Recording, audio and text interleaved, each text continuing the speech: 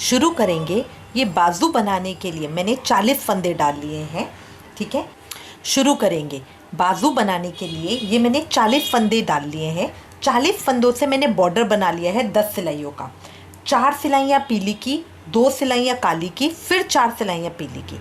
ये same pattern मैंने अपने जो आगे का और पीछे का पेज बनाया है स्वेटर का उसमें रखा है, ठीक है। अगर आप कोई और लेना चाहते हैं बॉर्डर का डिज़ाइन तो आप वो बना सकते हैं।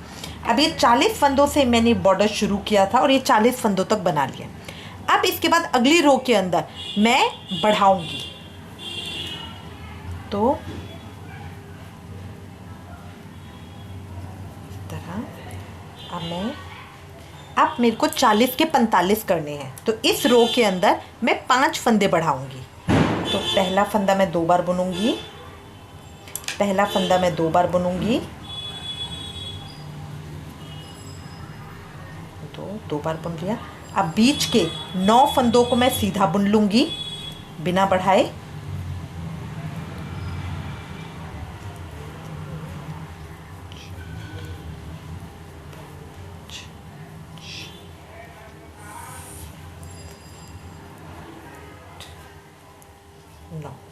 नौ फंदे बीच के मैंने सीधे बुन लिए। अब अगले फंदे पे फिर मैं एक फंदा बढ़ा रही हूँ, क्योंकि जब मैं 5 फंदे बढ़ाती हूँ तो मैं बीच बीच में बढ़ाती हूँ। ये मेरा एक फंदा और बढ़ गया। फिर मैं 9 फंदे बुन लूँगी, 9 या 8 जैसे भी आपको ठीक लगे वैसे आप बुन सकते हो।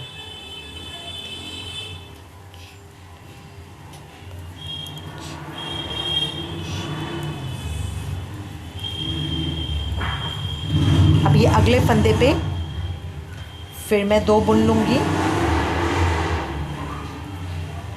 ये 2 बुन ली। अब मेरे 3 फंदे बढ़ चुके, एक इधर, ये तीसरा। अब फिर मुझे 9 बुनने।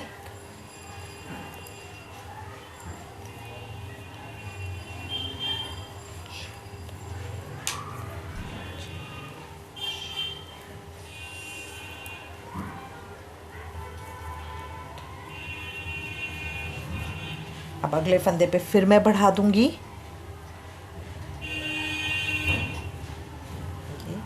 और लास्ट में अभी जितने फंदे बचे हैं इनको मैं बुन लूंगी और आखिरी वाले फंदे के ऊपर फिर एक फंदा बढ़ा दूंगी।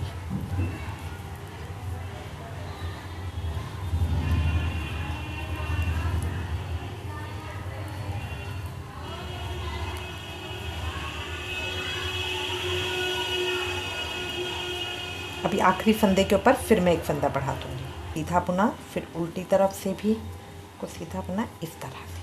अब मेरी सिलाई के अंदर 45 फंदे हो गए हैं। उल्टी सिलाई मैं पूरी उल्टी कर लूँगी। ये देखिए, ये इस तरह से आ गया। अब मेरे इसके अंदर 45 फंदे हैं, ठीक है। एक मैंने सीधी सिलाई में बढ़ाए, उल्टी सिलाई एज इट इज़ कर ली है। अब इसके अंदर मेरे 45 फंदे हैं। अब मैं ये जो बाजू बना रही हूँ उसके अंदर मैंने पूरी सीधी सिलाइयाँ यूज़ की है, ठीक है।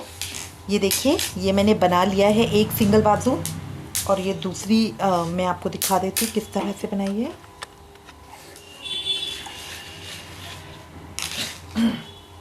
ये देखिए, ये मैंने सिर्फ इसके अंदर सीधी सीधी सिलाइयाँ ली है और इसके अंदर मैंने दोनों कलर का कॉम्बिनेशन दिया है।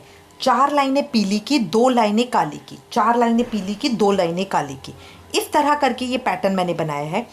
कलर चॉइस हमेशा आपकी है, डिज़ाइनिंग हमेशा आपकी है। अगर आप कोई और स्टिच यूज़ करना चाहते हैं तो वो कर सकते हैं। इसको मैंने सिंपल एंड प्लेन बनाने के लिए, कि बहुत जल्दी मेरा बन जाए, इस तरह से बनाया है, ठीक है। अब इसके अंदर मुझे क्या करना है, 4 सिलाई जो मैंने पीली की हैं वो तो मैं एज इट इज़ करूँगी। जो काली की सिलाइयाँ हैं उसके ऊपर एक आगे और पीछे में एक एक फंदा बढ़ाऊँगी, ठीक है। अब जब मैंने यहाँ पे बढ़ाए हैं तो ये मेरे 45 फंदे हो गए। 45 फंदों से मैं 4 लाइनें पीली की कर लूँगी। उसके बाद जब मैं काली पे आऊँगी तो एक फंदा सीधी सिलाई में, एक फंदा उल्टी सिलाई में, मैं 2 फंदे बढ़ा लूँगी। तो जब मैं अगली पीली पे आऊँगी तो मेरे 47 फंदे हो जाएंगे, 47। फिर 47 फंदों से 2 में 4 लाइनें पीली की करूँगी। फिर अगली काली पे आने पे फिर एक एक फंदा दोनों तरफ बढ़ाऊँगी। इस तरह काली की 10 लाइनें मैं बना लूँगी। 10 लाइनों का मतलब हो गया 20 फंदे मैं बढ़ा लूँगी। तो जब 45 से 65 फंदे मेरे बाजू के अंदर हो जाएंगे तब मैं वापस आऊँगी। इस पैटर्न के अंदर मैं सीधी और उल्टी दोनों सिलाइयाँ सीधे फंदों से ही करूँगी, ठीक है। जो शुरू में मैंने बढ़ाया है, देखिए यहाँ पे जो शुरू में मैंने बढ़ाए हैं 40 से 45 फंदे किए, सिर्फ वो 2 लाइनें मैंने एक सीधी और एक उल्टी की है।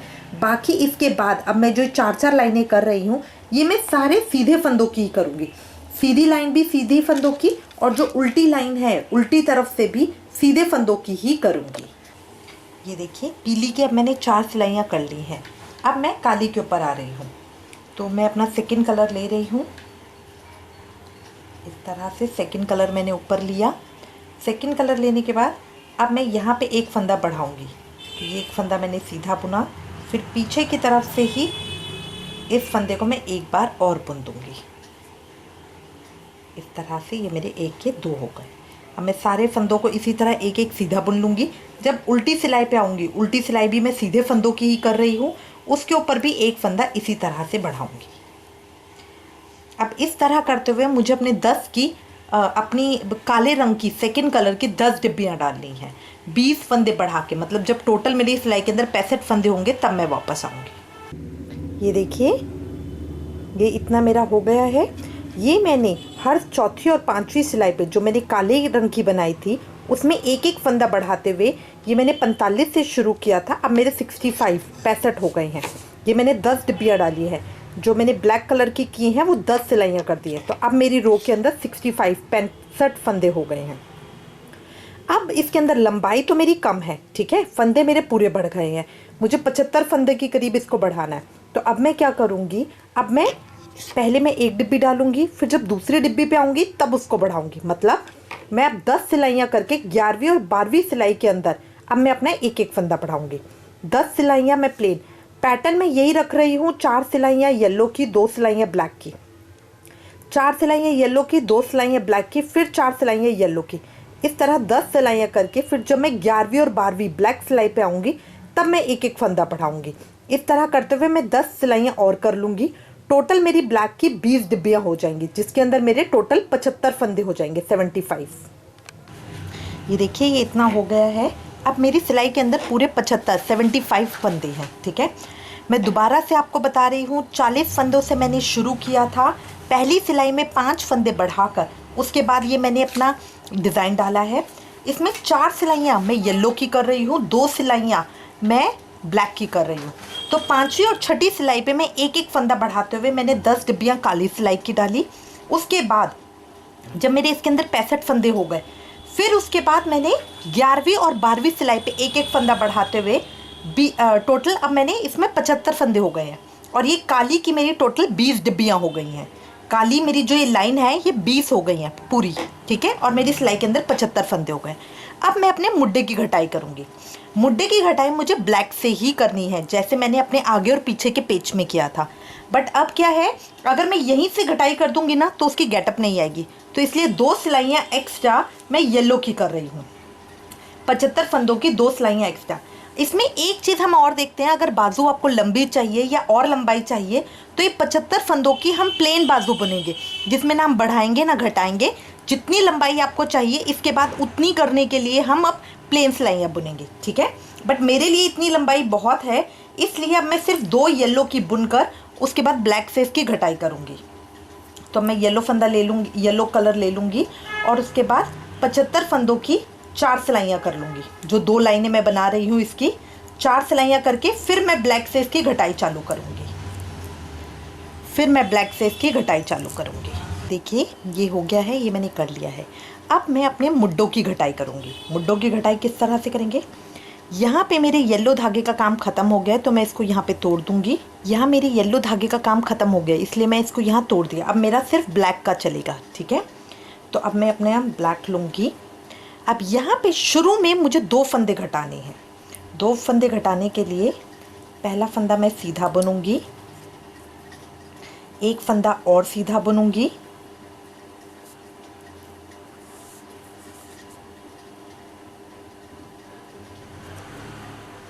अब पीछे वाले फंदे को आगे वाले फंदे के ऊपर से निकाल दिया।